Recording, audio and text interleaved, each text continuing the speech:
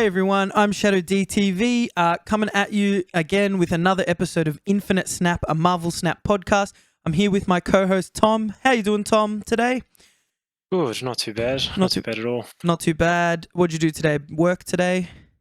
Just work and finish off my Marvel Snap season pass because it ended at I think it was 1 o'clock today. So I got everything done in time. Yep. Despite it going down for a bit, which was a bit concerning, but got it all done. Yeah, that's right. When you like everyone in our group, we've got like a little group chat for the game, and we got the message like it's down. I'm like, what are they talking about? I open it. I'm like, oh no, has the game just died before the patch? There would have been some grumpy people, I reckon, trying to finish things like you were, but ended all good in the end. Yeah, I was just work today, back on the grind, but been able to get a couple of games in after work. Have you used Daredevil yet? No, not yet. I got the season pass, the new one. So, yep. But been having too much fun with my Dino deck, so waiting to try out some Daredevil decks. So hopefully do that in the next few days. Yeah, nice. Well, we're obviously going to discuss Daredevil. It's the new card that's come with Season Pass, Season 3. Of Marvel Snap Season Pass, so we'll definitely discuss that after. Guys, I just wanted to let you guys know that we are planning to do the podcast live. We're currently just recording. We're just learning how the whole podcasting thing works, just getting our overlays and just getting a feel for it. But I'll be giving you guys a way to ask us questions, so we'll be answering some questions on the coming episodes, but we'll definitely be running this live on Twitch, so you'll be able to ask some questions live, which will be really fun. Guys, check out the podcast on YouTube if you want to watch it. If you're listening to us, you can also watch the us chatting live on video on YouTube. And Spotify now also allows you to watch the podcast, which is really cool. So you can just be watching it and then you can just lock your phone and listen to it as well, which is actually a really cool feature, which I think is fairly new. But yeah, I've never seen that. Yeah, I've always been like an audio guy, so it's kind of cool now. I can just open it if I'm at work and then I get home, I can watch it. Yeah, which I think is really cool. Don't forget to follow us on socials. We've got our Twitters at the bottom there. So ShadowDTV, and we got Kuto, or I just call him Tom, but a lot of people he goes by Kuto. Yeah, let's get into it. Let's discuss the season pass. I think that's the big talking point. The way the game's made, it's kind of you can unlock all the cards straight away. So having the season pass and a new card that everyone can get access to straight away, I think makes it a big talking point. You can talk about deck ideas and things like that. So we'll go through the season pass. Do you have the game open? I was just looking at the season pass earlier. I'm going to open it quickly. But of course, as soon as you purchase it, you get Daredevil straight away. So you can use him. He's got a really, really cool ability, which we'll go through in a moment. But with the season pass, I was looking at it today, and you actually get a lot of credits for free. You don't actually get many credits for buying the season pass. You're mainly buying you're mainly buying the season pass for the skin, for the avatars, the variants. But you do get a ton of gold, which I think makes it worth it. No matter what. I was making a YouTube video today, and I think 1,450 gold is 30 Australian dollars. The season pass nets you 1,200 gold straight up. So you're already getting a massive discount on the gold. And yeah, but you just obviously have to play the game. But that's if you're gonna invest that much money in it anyway, you probably want to play the game enough to get your money's worth from the season pass. Well, I think if you're going to play the game seriously, then you're probably investing in that season pass at least. I think if you're going to spend any money on the game, the season pass is the one thing you should definitely spend money on. You get a bunch of you get a bunch of cool stuff, and you get that gold, and then you can just spend that gold for more credits. That's until they release something else that's worthwhile to spend your gold on. That's probably what I'm just going to spend it on. So yeah, that's the season pass, the 50 tiers. We get a month to finish it, and you get all the cool challenges to progress it. So just naturally playing, I feel like you can just progress it throughout the month, which is really cool. You don't have to grind really hard like some games to finish it. But let's check out Daredevil. I'll bring Daredevil up. So this is the latest card. So it's a 2 cost with 2 power, which is kind of pretty average for a 2 cost. But that card ability is absolutely insane. On turn 5, you get to see your opponent's plays before you make your own. There's just so many ideas that flood through my head on how this could be used. What's your thoughts on the card, Tom? I think it's very interesting. So I feel you just get to kind of set up for that last big turn So before turn 5, you see exactly what they're setting up. You can lock down what location, so you can play your cards in advance, setting up for your own big turn. So it's kind of cool to foresee what they're doing, and then you just literally can just counter exactly what they're doing, or just go into a different direction than what you were planning on with that information. Yeah, it seems weird in a game that's like kind of simultaneous turns. You're playing your cards at the same time, that they'd introduce an ability like this so soon. Like you're having your turn. I play Daredevil on turn 5. You have your turn, and then I have my turn. It just seems really. It's an interesting mechanic, and I think it's really cool, and it's going to be really powerful. But I just think it's strange for a game to bring in abilities that change the rules so much so early. Yeah, like I think of games like Hearthstone where they like the mechanics got crazy as time went on, but initially they kept it like fairly vanilla. I just think it's like completely changes the whole dynamic of the turns. Yeah, what do you think about that?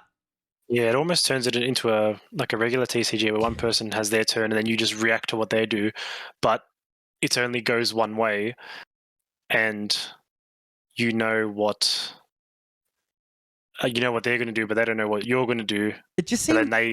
It seems like to them you're playing simultaneously, but you have that one step ahead. But I think what would be interesting is what happens if both people play Daredevil at the same time?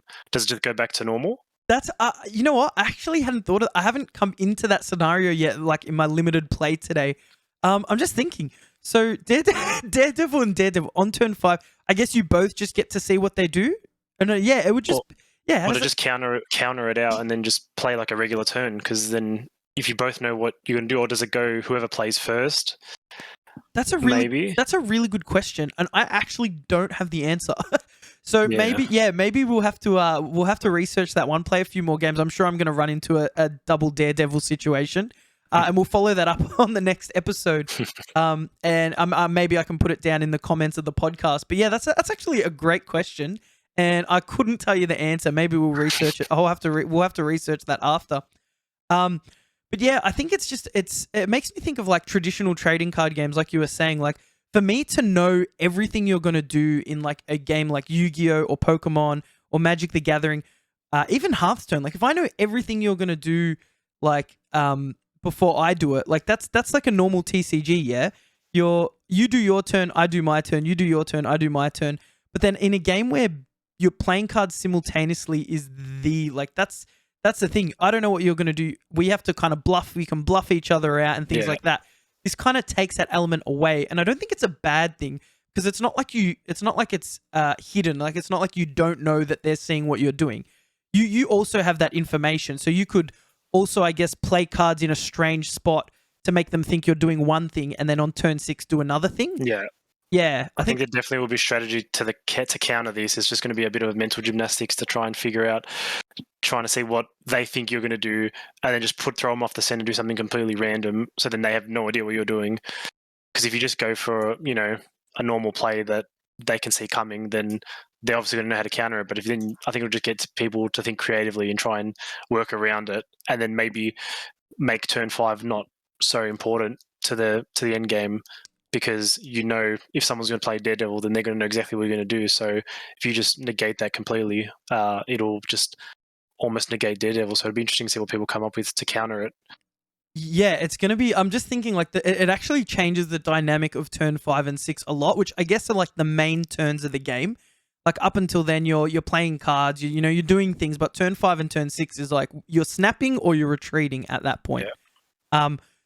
You're rarely winning games in the first 3-4 rounds anyway. So yeah, that's right. Unless the TVA arrives. Oh, of course. But so we're like Daredevil is, but I think the countering thing is going to be really important. So like you have Daredevil turn 5, for instance. I just play, if I play nothing, you're going to go, okay, Infinite's coming next turn, or you play the person who's not played Daredevil. You could play, like we were saying before. I'm trying to think of an exact scenario, but you could play cards in a less traditional spot than you would to prepare that turn 6, I guess. And it'll be interesting to see if there will ever be cards that can counter Daredevil's ability. Like, will there ever be a card where it's like, okay, you can shut down one card's ability in general? I don't know. It's going to be interesting, but I think for now it's going to be really fun to play with. I think they're going to let it play out to begin with and just see what people do. I think that's the best part about games like this. They can let people, they'll release a card, it might be a bit overpowered to begin with, and then they can see how the players use it. Is it too overpowered? Then they'll obviously have to bring in nerfs to counter it. But I guess that's just the fun of it. You just wait and see what people come up with, because everyone's very creative in all sorts of TCGs. So we'll see what they end up, how they end up using it and countering it. So yeah, that's very true. Like the whole creative side of trading card games. My question is, if they did, I don't think this card does need a nerf. I don't think it will like get a nerf, because like we said, you can make decks and you can have strategies to counter it. But if they were to nerf this, I don't even know like how do you even nerf that ability? Like, I think if you made it a turn earlier, if you made it like on turn 4, it kind of defeats the purpose of it, because it's not as an important turn. Yeah, so I have zero ideas how you would nerf this, but we'll see what happens with it.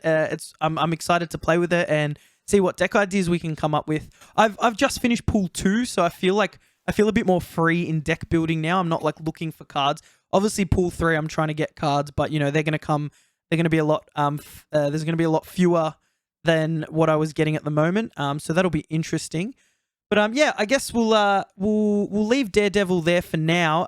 Let's just actually, what kind of deck ideas do you have for this for the Daredevil card? Like, yeah, I'll let you go first. Well, yeah, what do you have? You thought of any ideas? I haven't really thought of anything. I just know it just seems like something you can. It's like some sort of control deck. I think Professor X comes to mind, where you know it's a 5-cost card, so you're going to be wanting to play it on turn 5 at a minimum. Ooh, yep. So you know where they're playing. So if I play Professor X in the middle location, for example, that he won't play any cards there. So I know for a fact that I've locked that down. I'm going to win that location guaranteed. So I think that information works very well with Professor X. But in terms of whole deck ideas, I haven't given it too much thought as of yet. Yep. Yeah. Professor X is a good one. If you know they're not playing a card in a specific spot, you can just lock it down that turn and win, like essentially win that location, as long as there's no move shenanigans or, you know, buffs coming on turn 6. My idea is probably like a control deck, like with cards like for pool 2 anyway, like Killmonger, like Professor X, as you said, like Shang-Chi, cards that are gonna interact with the opponent's cards. So like I think if I have Daredevil out turn 5, they play like a bunch of like a zoo deck, a bunch of 1-drops. I could just play, like I would know, okay, now's the time to play Killmonger. Like if they're revealing first, play Killmonger, wipe out a whole location or they're bored. Shang-Chi, if they drop like a 10 power card, I'm trying to think what 10 power on turn 5. But yeah, they drop something big or they buff something, I just feel like you'll be able to react. Man, it's just such an interesting mechanic. When I read the card, I'm like, wait, so I see like, do I see the locations of the cards? And then I realized, no, you actually just see the cards and where they play it. Just seems super overpowered, but I think we'll see in the coming weeks if it's actually that insane or if we're just over exaggerating how good this card will be. Yeah, 100%. It's only been out for 12 hours, so no one's really not had even a proper play with it yet. Yeah, so. It's been like 8 hours. Yeah, so I'm planning to make a video on like that deck idea. So I'll probably drop that in a few days, like within the coming days, and I really need to see how it'll perform. It might be absolutely terrible. We'll see. I mean, the control deck, like I've played the control deck on its own and it works pretty well. So I think adding Daredevil can't make it worse. I think it can only make it better. But we'll wait and see. So some big news with the Nexus event fiasco. So Nexus events are gone. We already know that, but we were told we'd get refunded the gold that you spent on the Nexus event with the next update, which was today. Yeah, I didn't get my gold back. Everyone else I've spoken to didn't get their gold back. Did you get your gold back? No, and I don't think I got Jane Foster either. I think that was a part of it as well. We were all going to get that card for free. Yeah, that's right. Yeah, I forgot about that, but you're right. So I think from what I read, they were having some technical issues with that. So hopefully they get that resolved soon, because I didn't spend a ton of gold on it, but I'd love to spend that gold on credits and try and get some. I think I did it once just because I thought, let's just see how it goes, roll the dice, and I think I got a booster or something, and that was it. And I was like, okay, that's definitely not worth it. So didn't do it again. So fortunately we get our gold back, but whenever that is, I'm sure they'll honor it. I don't think they're going to forget about it, and I don't think people will let them forget about it. That's right. I don't think anyone that bought any, especially if you spent actual money on the Nexus event, I don't think you're going to be forgetting that. But yeah, so hopefully that gets resolved soon. But in the meantime, we've got the season pass, we've got Daredevil, so I'm not complaining too much right now. So yeah, hopefully that gets resolved soon. How's your progression going? I know you were like still grinding through pool 2. Yeah, I'm not sure exactly how far I'm into pool 2. I think I'm 374 off the top of my head. Yep. So 374, yes. You've come a long way, actually. Yeah, so I think I've been playing more in especially the last few days, just trying to get my season pass done. But yeah, still missing a fair few cards. I finally got, I think I spoke about it last time, the collector I really wanted to get. Yep. So I got him, so that's made my Dino deck much better than it was. Yep. And I think that's, a really cool card. Let's have a look. I'll actually bring up the collector because it's actually a really cool card to talk about, but continue. Yeah, so with the collector, it just works so well when you're just getting cards from, Sentinel, cloning a card, White Queen, making another card, or getting the highest card in your opponent's hand. So then you play it down early and it starts off as 0, and you can get up to, 10 power by the end of the game, especially if you play is it Moon Girl that duplicates your hand? Moon Girl. Yep. So, that's, if you have a 3-card hand or a 4-card hand, that's, 6 power right there. So, and then it just adds up. If you're doing it every turn, if you play him early as well, you can just get a really high power really quickly. So, but yeah, so it's going okay. I feel like it's just a bit of a grind at this point, just trying to get all the other cards, because there's a lot of decks I do want to make that I just don't have access to. Yeah, and I think that's the issue. Like a lot of especially newer players, but not just newer players, but even people who are been playing. Like we've been playing it the game's been out here in Australia for 2 weeks now. So even then, you still have to play. Like I'm not playing 8 hours a day or anything. We both have full-time jobs and stuff, but I'm playing every spare moment I get when I'm not doing stuff. I'm generally playing the game. And even then, eventually the progress slows down when you're not getting credits anymore. Yeah. So it really is a big grind to get, every card in the game. And it does make it hard when you're looking up cool decks and you're like, oh, I want to build that and I'm missing 3 cards. How long is it going to take me to get those? Exactly. And I think the randomness of it is frustrating. I think it's good in the beginning, because in the beginning you're fresh to the game. You don't really know what's going on. So you get all these cards, you think, oh, that's cool. Oh, I know that character. That's cool. But then when you're getting more into the game and to the meta and wanting to build these cool decks, like you said, you look online and think, I don't have any of these cards. I've got another 12 levels till I get my next card. I need 3 more cards for my deck. How long until I get the cards I want? So I think it does have its advantages, but it also has its disadvantages as well. Especially the higher you get, I think it's a bit more frustrating to try and get what you want, because you never guarantee to get what you want. So you just have to deal with what you're given, unfortunately. Yeah, that's right. I've just hit 500, and now getting the collector's caches and the random chance at pool 3 cards. My first collector's chest was I think 100 gold. I'm like, that's pretty cool. And then I realized, but that's not a new card. 100 gold's cool, but it's not a variant. It's not a new card. It's kind of nothing. Yeah. And I really want Hellcow, because I've been playing Discard Swarm. I've been playing the discard decks, and they're cool. It's cool, but Hellcow makes it just ridiculous. As some of you might have seen, there was a cryptic tweet about nerfing Hellcow. I'll find it, but it kind of hinted at a lawyer being the season pass, and everyone went straight to She-Hulk. She-Hulk was just everyone was convinced that's what it was. That would have made sense though. Yeah, if they're trying to push the show, but I guess Daredevil's the main lawyer in the MCU. That's the first thing that came to my head, and then I saw She-Hulk, and I went, okay, that makes sense. Trying to push all the new She-Hulk content that Disney Plus is offering, but my head just went straight to Daredevil. I don't know why. I think I do really like Daredevil. I know you watched the Daredevil TV show recently. When I say recently, like in the last year or so, is that right? Yeah. I didn't watch all of it. I think I got through the first season, but kind of fell off. But I did enjoy it for what I did watch. I did remember the old movie with Ben Affleck. That was Or it's when I was a kid, I thought it was great, but Yeah. revisiting it, it's not that great. Yeah, But it's funny how many. still a very cool character. Yeah, it's funny how many movies like that you go like, oh, that was the best film ever, and then we rewatch them as adults, and you go, whoa, that I did actually not did that hold on the up. weekend. I watched this movie. I can't. It was like one of those like old rom-coms that I thought I remember this movie as a kid. I thought it was great. Yeah. Watched it again, and it was just this is the cringiest movie I've ever seen. How did I enjoy it? Why did I watch it this time? But Yeah, that's right. I feel like that, like just off tangent, but I feel like that with old video games. I just have in my head like PS1 games being the most amazing games ever, yeah, and then I play one now and I go, wow, we've come a long way.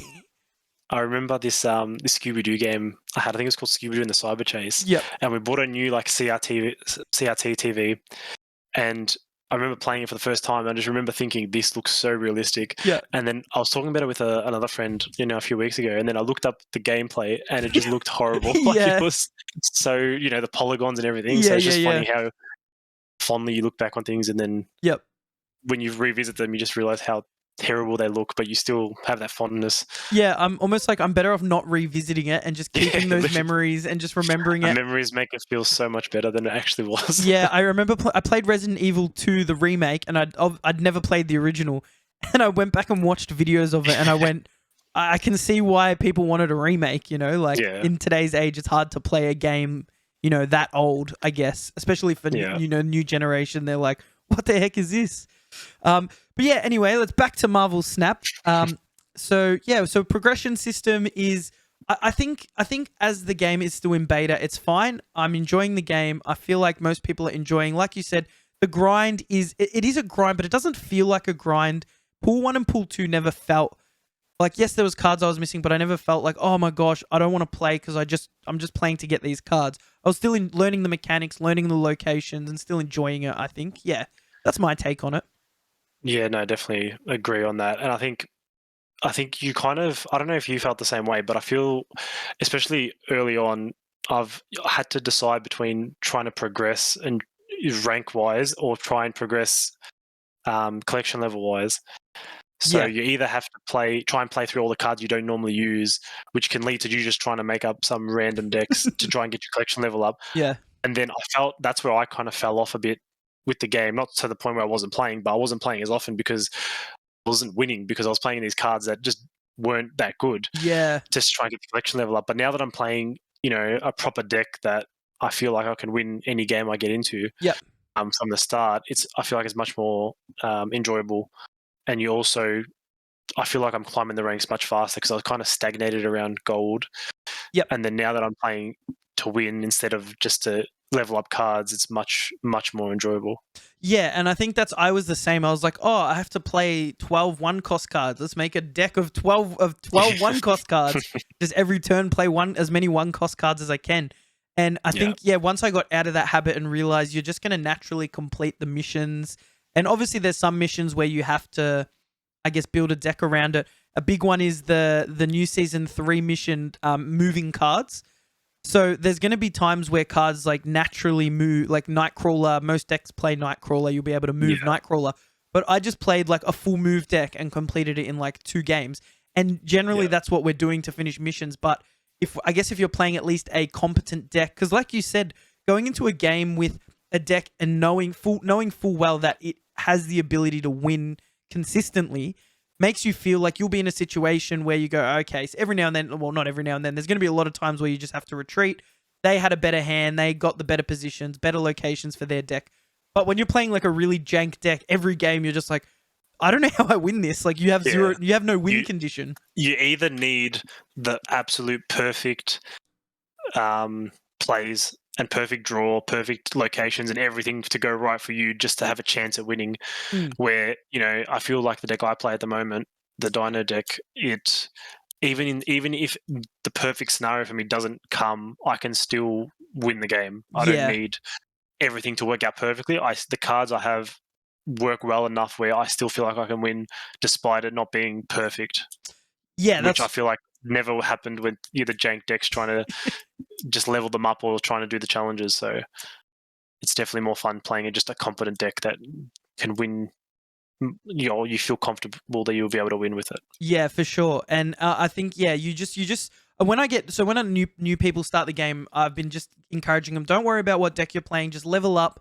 If you really, really want like a deck to play and learn the mechanics, I just tell everyone the Odin reveal deck. I'm pretty sure that's what everyone kind of made accidentally anyway. You got White Tiger, you got Odin. You went, oh, these work well together, and you just made a deck. So I kind of, just been encouraging people to experiment and level up the cards. That's right. The only way to get your collection level up is to just use all the cards, really. Yeah. So I've just been, now that I'm not really focusing on that as much anymore. And now that I'm unlocking cards slower, I guess I'm not going to have that many cards to experiment with anyway.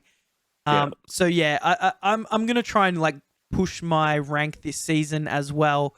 So you're playing the Dino deck. That's like your main deck right now, Moon Girl Dino. I've been playing the Discard Swarm pretty much. Yeah, I was trying a bunch of different decks, some like aggro decks, and the Discard Swarm is quite aggro. It feels really weird without Hellcow, but I'm hoping that's the first card I pull before it gets the nerf. I'm wondering what the nerf is actually going to be. But yeah, so that's what I'm playing. I think maybe next week we'll actually go through like some meta stuff. We'll actually look at some of the decks that are performing well. So that'll be really cool. We'll get that organized for next week. And we'll start doing that regularly. So today I also wanted to talk about like the rank system. So a lot of people have been talking about the rank system and have had ideas for, how it could be better, or, what they don't like about it, what they like about it. I thought we could compare it to some other like card games and other video games in general. When I think about it, like with this whole cube system, it's very foreign to me in a video game. Like it's like a betting system, really. You're doubling down. Yeah. And it just seems weird. It's not weird. I do enjoy it, but the fact that there's no rank floors makes it feel really bad if you go on like a bad lose streak, which, I mean, you can avoid by, retreating when you're not sure if you're going to win. But if for new players, sometimes they can just feel like, oh, I'm snapping. I feel like I'm going to win, and then I just lose. And obviously, as you learn the cards and learn the meta, you're going to be able to avoid that. What's your thoughts on the rank system? I like it. I feel it's just a bit. It's definitely, like you said, it's different to anything else. Like I don't think I've ever played a competitive game where there's a gambling mechanic where you could bet more on more of your rank. But I think it's good because you know what you're going to lose. Yeah. Like going in. Okay, so if I go to the end, I'm going to lose 2 cubes. If I feel like I'm not going to win, I can retreat. I'll only lose 1, which isn't too bad. If they snap me first and I think I can beat them, I know I'm going to lose 8. So it's not just like a random drop in rank. Like I know some games you can lose and you just drop rank and you don't even realize, because the MMR you're versing against is, they're lower, but they beat you. So then you lose more rank. So it's you always know, okay, this is what rank you are. This is how out of 10 you are.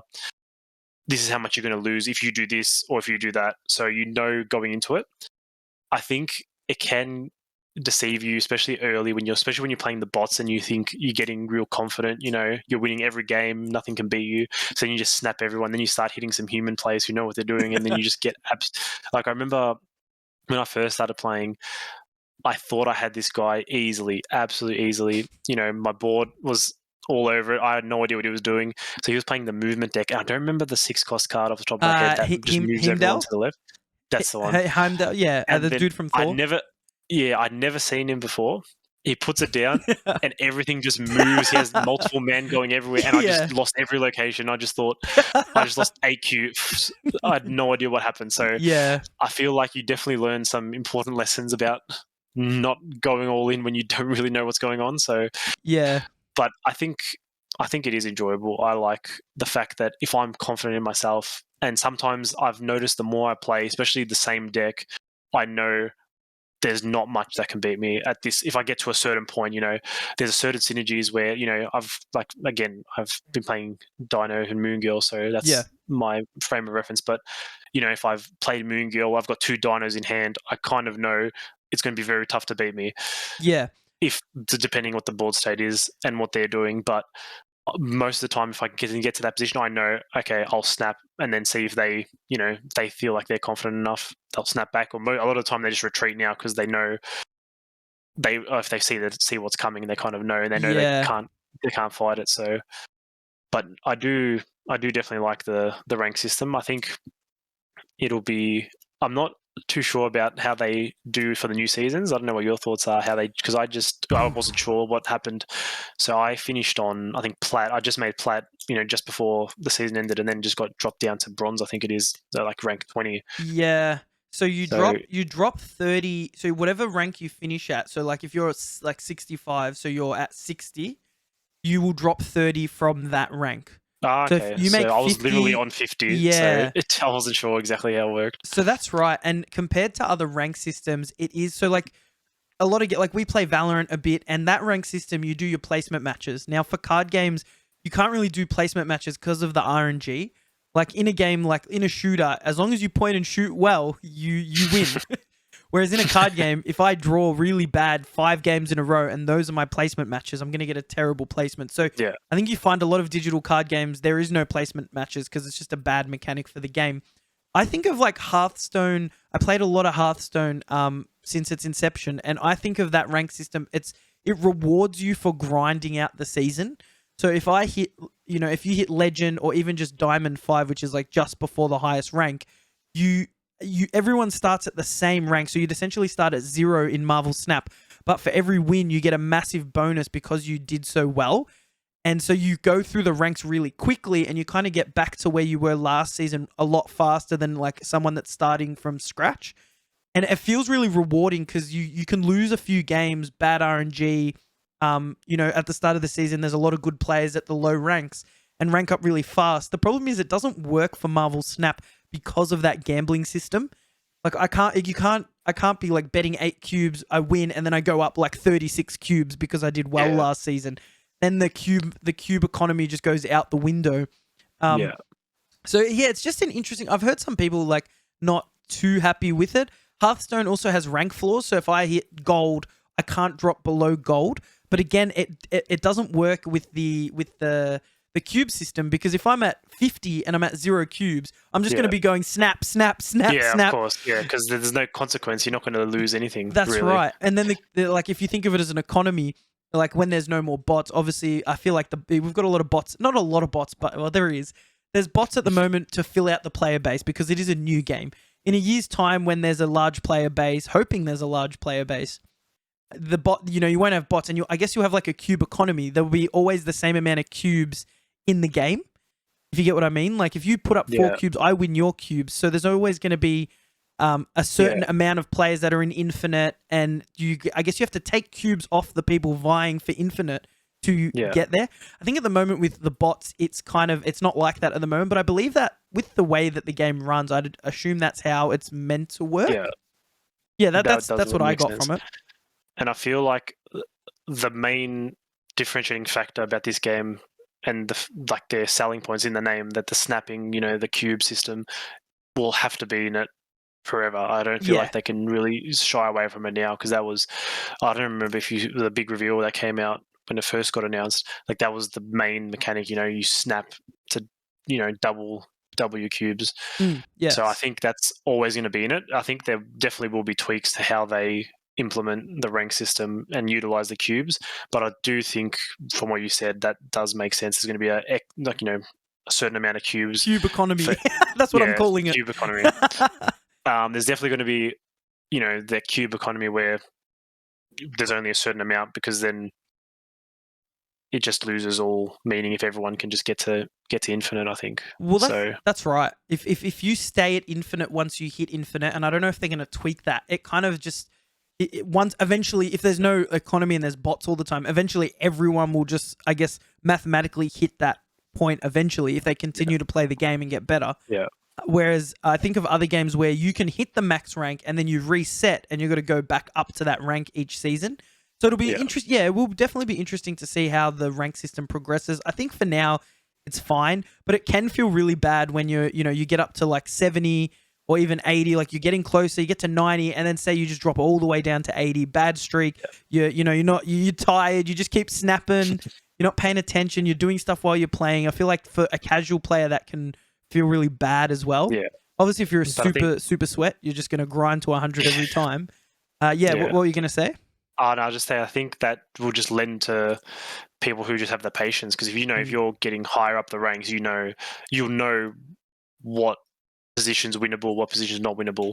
So I feel like to get to that position, you have to be pretty confident in when you do snap that you are going to win and know, okay, I'm definitely not going to win this. I'll lose 1 cube, just retreat as soon as possible, knowing, because there's no point. That's exactly right, because you go on a few bad losing streaks of 8 cubes, you've dropped 2 ranks, That's pretty much almost in 2 games. So it can go really quickly, go bad really quickly, or you can go up really quickly. So I think that's also the fun in it as well. So you can just take that risk.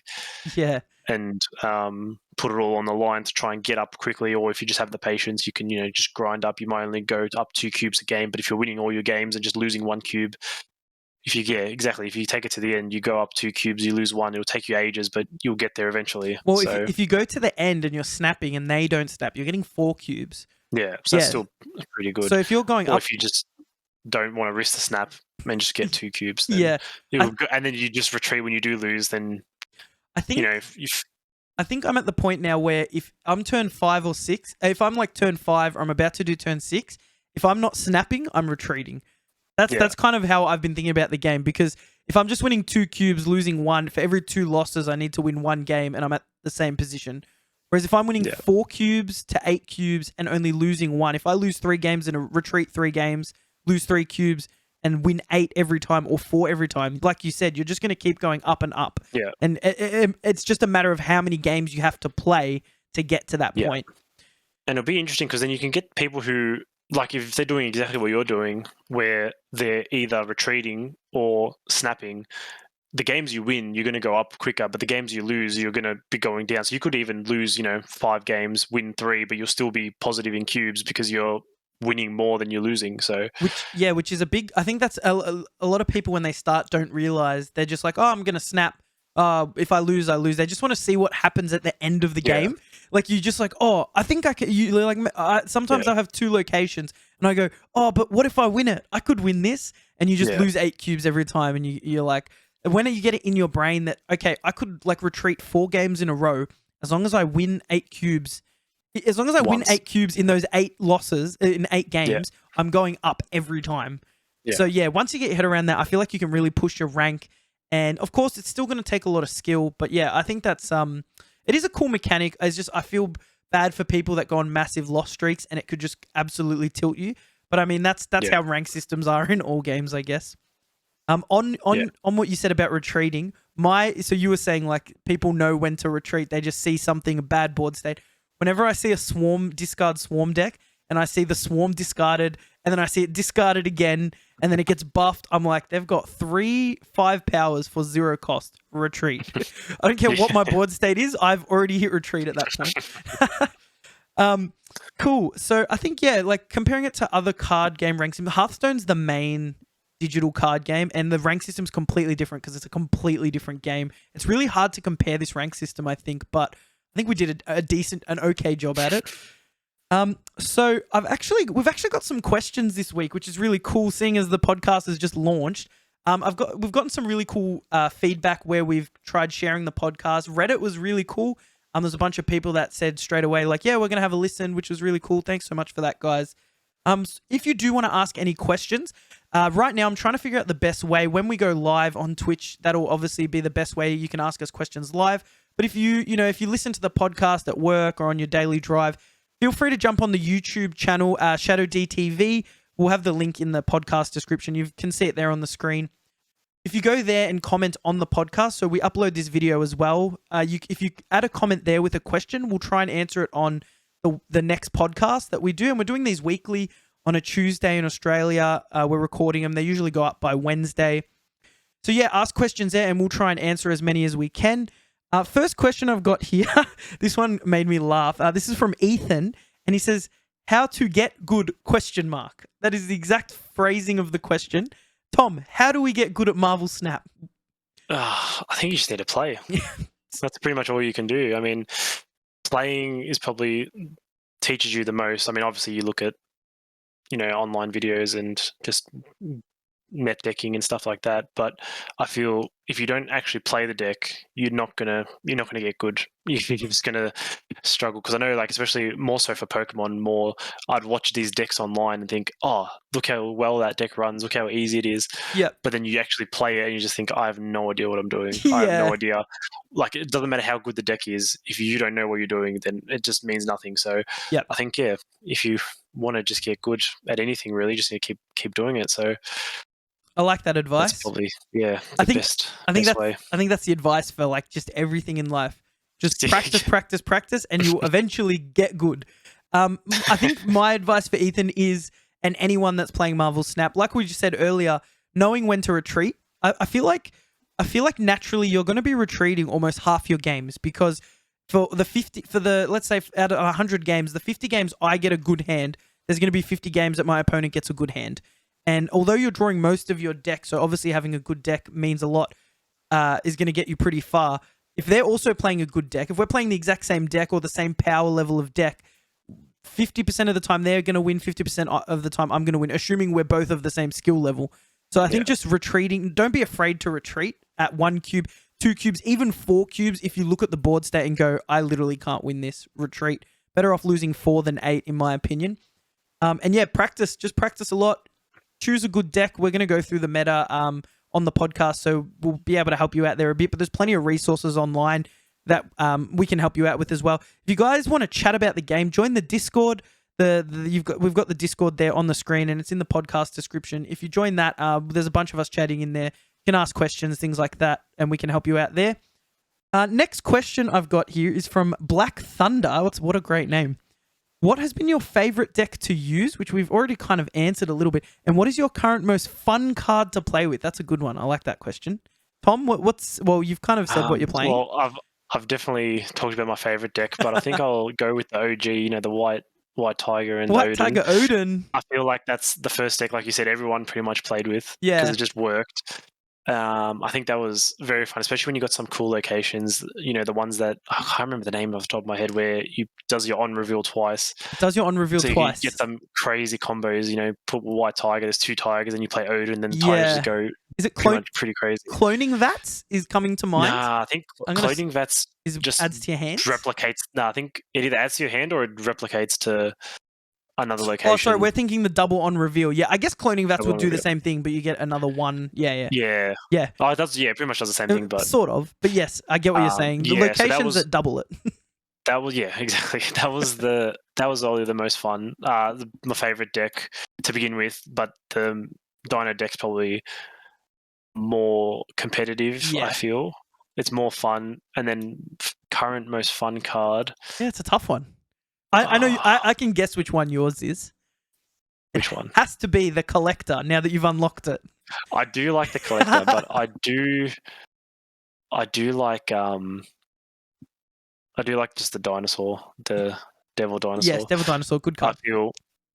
I feel it makes you work. You think a lot, because especially if you play it, turn 4, turn 5, and then you've got, is it worth me just holding onto my hand to maximize that, or do I play a card, gain some power here, or some other abilities? And that's why I think Sentinel is so good, because you can play that 3 extra power, as well as just don't lose any damage power from Dinosaur, because you just get it back in your hand anyway.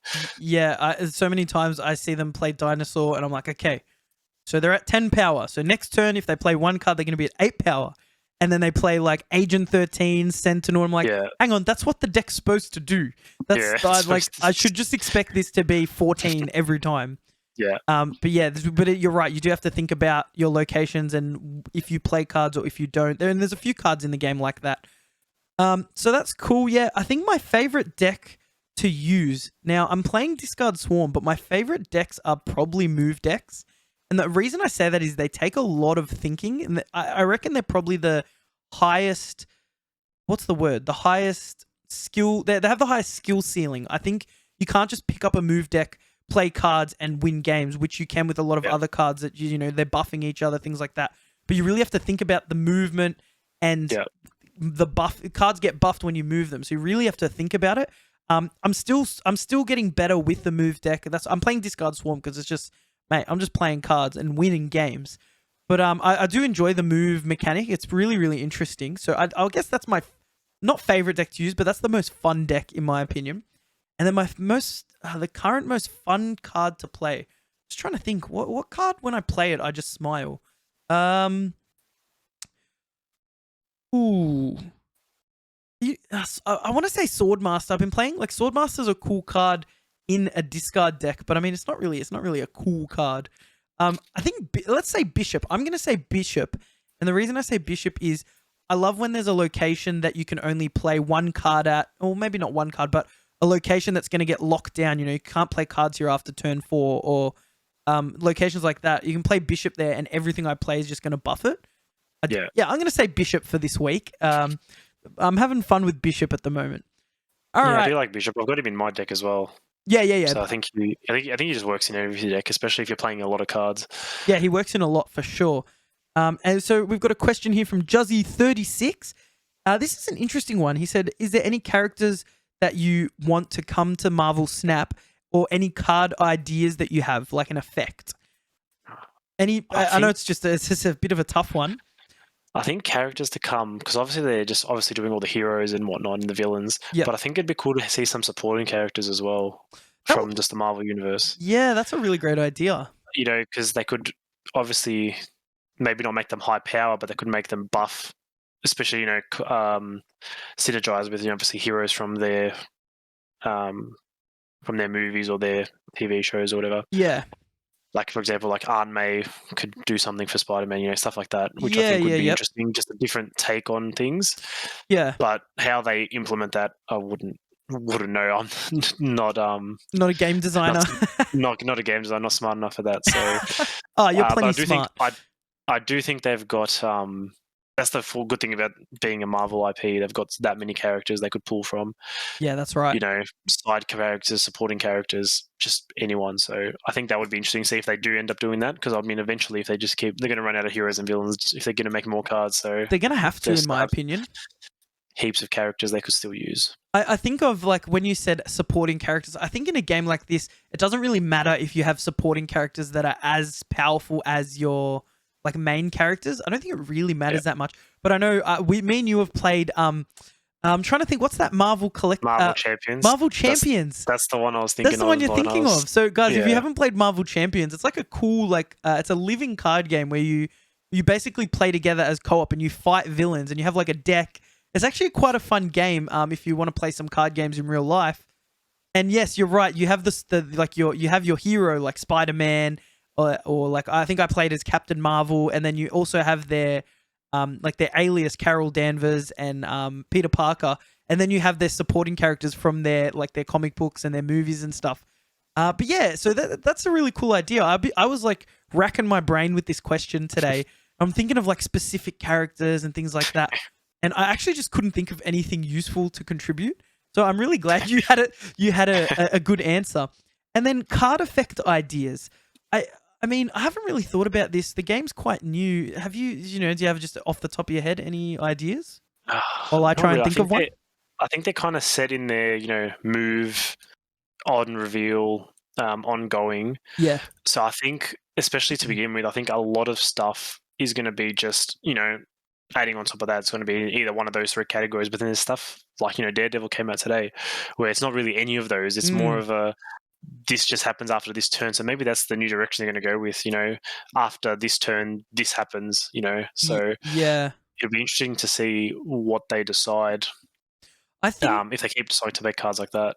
Yeah, I think like the fact that they've left you, like they can just have text on a card that does something. It doesn't have to be like a trigger, like on reveal. When I say trigger, like on reveal, ongoing. I think of like pretty much every card game, you always have to introduce new mechanics to keep the game fresh. So thinking about Hearthstone, pretty much every new expansion now, they introduce a new keyword. So I think they can definitely do that in the future. I'm just going to try and make up a keyword. Let's go with... this one's tough. Maybe I wouldn't mind some interaction with... so you know how cards get destroyed or discarded? Maybe some interaction, like a keyword that can bring back one of those cards. So let's say I'm going to call it Revive. So you play a card... and it'll be like revive, and then it'll be, let's say Okay, let's say it'd be an on reveal, I guess. So I guess that defeats what I'm saying. But let's say it's on reveal, a card that says on reveal, and it's like revive one discarded or destroyed card, and it plays it at that location. So I guess it could just be. So okay, forget the keyword because I just realized I'm just explaining what the card does. On a specific card, I don't know who it's going to be. On reveal, add a random discarded or destroyed card to this location. That is my card idea for today. What character would that be? Who's like a healing character? I'm trying to think in the Marvel universe. Who can heal? Mantis? We've already got a Mantis card. We've already got a Mantis. I don't know who, but there's gonna be that's the card idea. You know, thanks. Second dinner, hit us up. We'll make cards for you. We'll make one card for you because that's all the ideas we have. Hopefully their brainstorming ideas go better than what that just was. Yeah, I hope they're not just sitting in there like us, just like revive them there. Well, I mean I guess that's the only way to design a card, isn't it? Just spitball ideas, and then someone goes, "That's stupid." And then you go, yep, like we just did. Okay, yeah, so that's my card idea. That's a really good question, though, Juzzy. Thanks for that one. Now, I had a great idea this week, and we're going to be doing this each episode of the podcast. I've called this working title. Not sure if we're going to keep it, but it's called Guess the Card. So here's how it works. We're going to keep a tally of our scores each week. So each week this week I'm going to ask a question, and Tom's going to have to try and guess the answer, and then next week Tom will do the same, and we'll just keep a tally of our points. So simple rules. I'm going to say an ability of a Marvel Snap card. You have to guess the name of the card, the cost, and the power. For each one you get correct, you get 1 point. So you can get a maximum of 3 points each week. You get it? You good? You ready? Yes, okay. I'm good. Okay, so this is this week's. I've just got it up here on my other monitor, and we will show you the card. So the ability is, at the end of each turn, gain +1 power for each unspent energy. You've got plenty of time to think about it. Okay, I know... I can't remember the name. I know it's a 1 cost card. Okay. And it starts with 1 power. Okay. Is that right? You got to guess the. I'm not gonna guess it all. You can guess it all. You'll get as many points as you get, even if you guess the wrong card. You'll get all the points. It's not like Marvel Snap where you got to snap and double down. You will get points. You get your points for trying.